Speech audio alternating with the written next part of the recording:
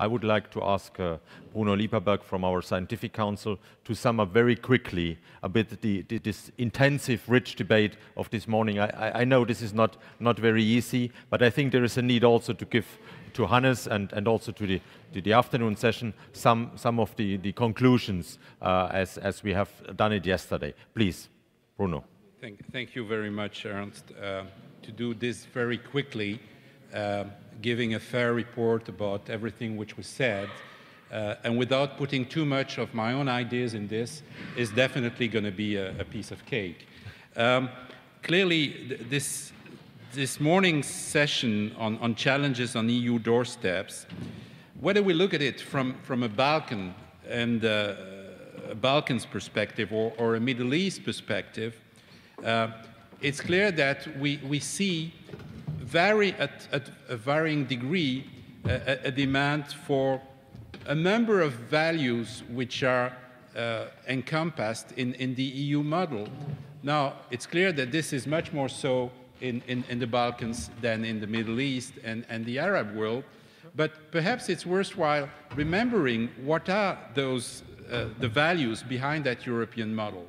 You may remember that 25 years ago, Jacques Delors was saying, Europe is a unique place in the world. It's the only place where you have at the same time democracy, market rules,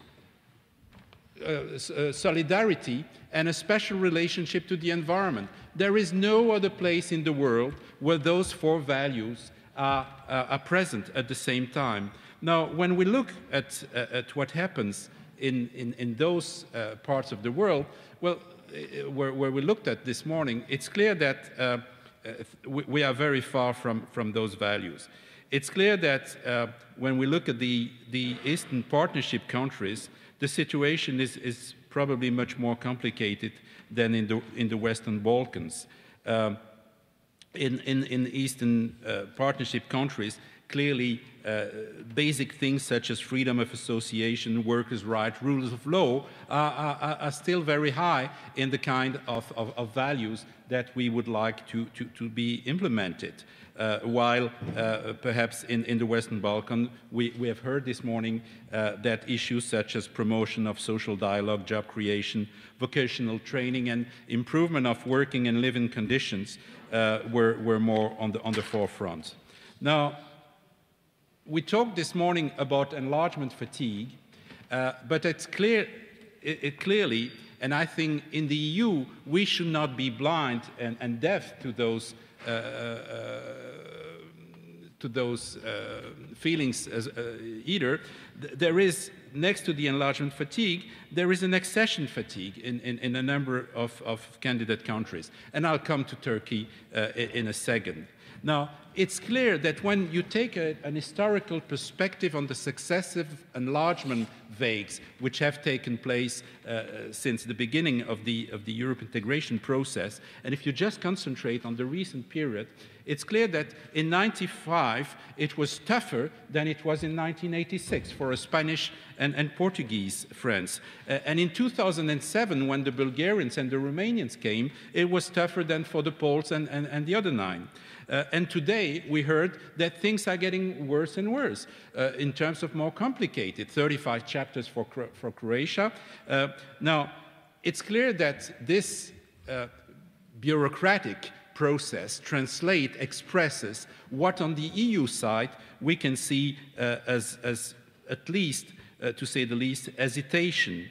But clearly, I think it also expresses the common feeling among member states that we would like the legacy of the 90s and the 2000s to be settled in those countries, and that as Jan Marinus said, the internal political problems are being set. But let's look into our own territory also. Today, I heard this morning that Cyprus had decided at the same time as it was starting its presidency to freeze all progress in the negotiation process with the Turkish side. Is that something we can feel confident with? So it's clear that we cannot afford another situation like that in the EU, and the need to induce the political elites towards overcoming those issues, it's very strong.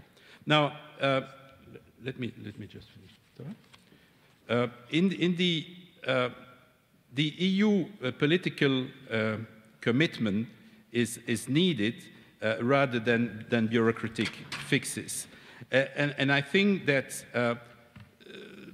something which emerged very strongly from what was said is that decisiveness in political will must be, on our behalf, translated into very concrete elements. So we shouldn't be complacent, neither vis-à-vis former Milosevic supporters who are today back in governments, nor towards racism, anti-Semitism, or xenophobia, nor towards corruption, and that there is, to some extent, a pedagogy of democracy, of accountability, of transparency, which has to be carried on our behalf.